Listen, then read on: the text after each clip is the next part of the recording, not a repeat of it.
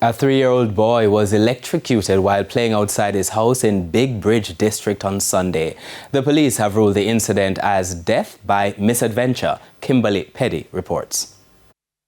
The family of 3-year-old Tamani Flemings should have been sending him off to school today, but instead, they are making funeral arrangements. According to police reports, young Flemings was home in his community of Nile District with his mother and other siblings when tragedy struck. The boy went outside to play when he got entangled with electrical wirings, which was allegedly placed on the ground. He was electrocuted.